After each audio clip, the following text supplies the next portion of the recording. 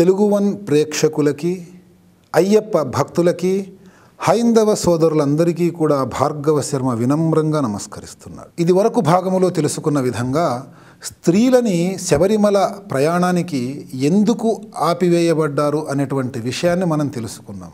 ఇప్పుడు ఏ సాధకుడైతే మండల కాలము దీక్ష ధారణ చేసి అయ్యప్ప దీక్షని సాధిస్తూ ఉంటాడో అతని యొక్క జీవితంలో జీవిత భాగస్వామైనటువంటి ఆయన భార్య లేదా ఆయన యొక్క సోదరమణులు లేదా ఆయన యొక్క అక్కా చెల్లెళ్ళు, ఆయన తల్లి, వీళ్ళందరి యొక్క పాత్రత ఈ యొక్క దీక్షలో ఎంత ఉంటుంది అనేటువంటి విషయాన్ని గురించి మనం ఈరోజు చర్చించుకుందాం. ప్రజలందరూ కూడా నన్ను మనస్ఫూర్తిగా మన్నించాలి. ఎందుకంటే నేను అడిగేటువంటి ప్రశ్నకి సమాధానం ఎవరు తలుచుకున్నా ముందస్తుగా నా మీద కోపం రావటం అనేది సహజం. కానీ కోపం రావడం ఎంత సహజమో అంతే యథార్థమైనటువంటి సమాధానం మన దగ్గర ఉంటుంది.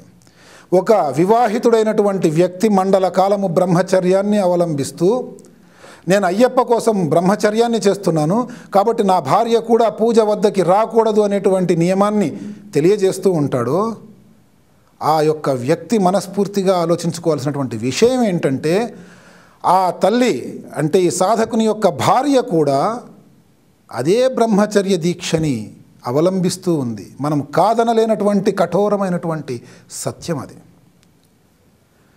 ఆవిడ మండల కాలము దీక్ష చేయలేదు. ఎందుకంటే ఆ భగవంతుని అనుగ్రహమో ఆగ్రహమో మన యొక్క తల్లులందరికీ కూడా ఋతుక్రమము అనేటువంటి ఆటంకం ఉన్నది కాబట్టి ఆ యొక్క కఠినమైనటువంటి దీక్షని 40-50 రోజుల పాటు క్రమ పద్ధతిలో చేయటం అనేది సాధ్యం కాదు కనుక దీక్షకి పనికిరారు అన్నారు. కానీ అయ్యప్పని దర్శించుకోవటానికో, అయ్యప్ప స్వామి యొక్క దేవాలయానికి వెళ్ళటానికో, అయ్యప్ప స్వామి యొక్క పూజలో పాల్గొనడానికో పనికిరారు అనేటువంటి విషయంగా ఏ ధర్మశాస్త్రంలోనూ చెప్పబడి లేదు. ఈ సాధకుడు కూడా మాల వేసుకొని పూజ చేసుకునేటప్పుడు తన యొక్క సంకల్పములో తన పేరు గోత్రము చెప్పిన తర్వాత ధర్మపత్న్యా అంటూ ఆమె పేరే చెప్తాడు కానీ సోదరి అనేటువంటి మాటతో చెప్పడుగా. వివాహితులు అనేటువంటి మాట ఇక్కడ తేడా ఎలాగైతే ఉందో మనము బ్రహ్మచర్యాన్ని మాత్రమే అవలంబిస్తున్నాము కానీ అది కూడా తాత్కాలికంగా ఒక మండల కాలం పాటు మాత్రమే అవలంబిస్తున్నాము కానీ మనం అవివాహితులము కాదు, మనము సన్యాసం తీసుకున్న వాళ్ళము కాదు అనేటువంటి విషయాన్ని మనము గుర్తించాలి. మన యొక్క భక్తికి ఎంత ప్రాధాన్యత ఉందో ఆ స్త్రీ యొక్క శక్తికి కూడా అంతే ప్రాధాన్యత ఉంది. బ్రహ్మచారిగా చెప్పబడేటువంటి ఆ అయ్యప్ప స్వామి పూజలో కూడా శ్రీ పూర్ణా పుష్కలాంబా సమేత హరిహర సుతనానంద చిత్తనయ్యనయ్యప్ప స్వామియే అంటాం. పూర్ణా పుష్కల అనేటువంటి వాళ్ళని స్వామివారి భార్యలుగా చెప్పడం జరుగుతోంది. ఏ స్త్రీలైతే శబరిమలకి రాకూడదని ఉన్నదో అక్కడ సాక్షాత్తు మాలికాపురత్తమ్మ స్వామివారి సన్నిధిలో వేంచేసి ఉన్నది. కడుత్త స్వామి అనేటువంటి ఒక ద్వారపాలకునితో పాటు కరుప్పాయమ్మ అనేటువంటి ఇంకొక స్త్రీ కూడా అక్కడ 18 మెట్లకి కాపలాగా ఉన్నది. ఇంతమంది స్త్రీలకి ప్రాధాన్యమైనటువంటి శబరిమలలో దీక్షాధారుల యొక్క స్త్రీలకి ఎందుకు ప్రాధాన్యత లేదు? కేవలం మనము పొరపాటు అభిప్రాయపడ్డమే, చట్టాన్ని ధర్మముగా భావించటమే. కేవలం చట్టం చేయబడిందే తప్ప ధర్మము కాదు అనేటువంటి విషయాన్ని మనము గ్రహించకపోవటమే. ఈ యొక్క దీక్షాకాలములో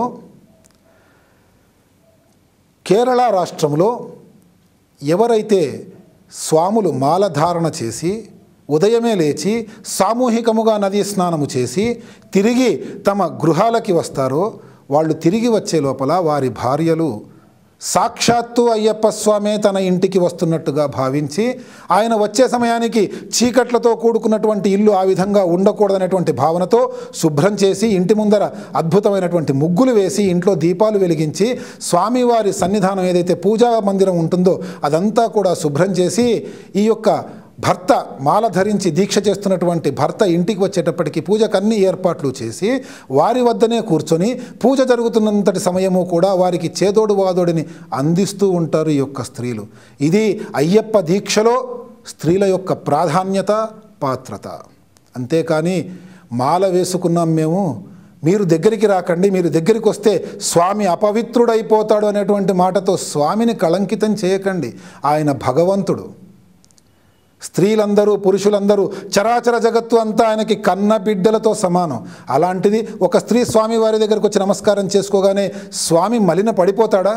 మన భగవంతుణ్ణి మనం ఈ విధంగా దూషించవచ్చునా? క్షణమాత్రం ఆలోచిస్తే మనం మాట్లాడే మాటలలో ఎంత అంతరార్థం ఉందో, అది మనకే ఎంత చేటు చేస్తుందో మనం ఆలోచించుకోవచ్చు. ఇందులో మనము ఒక విషయాన్ని తెలియజేసుకోవాలి. స్వామి యొక్క బ్రహ్మచర్య దీక్షకి సంబంధించి, స్వామికి సంబంధించి చాలామంది భక్తులకి తెలియనటువంటి విషయాన్ని మనము తెలుసుకుంటూ ఉండాలి. అదేంటంటే కేరళ రాష్ట్రం మొత్తం మీద 108 అయ్యప్ప క్షేత్రాలు ఉన్నాయి. అందులో ప్రధానమైనటువంటి క్షేత్రాలు 5. ఒకటి శబరిమల. అక్కడ స్వామి యోగీశ్వరునుగా యోగ పట్టబంధముతో కనిపిస్తూ ఉంటారు. శబరిమల తర్వాత ఇంకొకటి కళుత్తుపుల అనేటువంటి క్షేత్రం. కళుత్తుపులలో స్వామి ఒక చిన్న బాలకునిలాగా కనిపిస్తూ ఉంటాడు. అక్కడ ఆ విధమైనటువంటి అవతారంతో ఉంటాడు. మూడవది ఆర్యంగావు అనేటువంటి క్షేత్రం.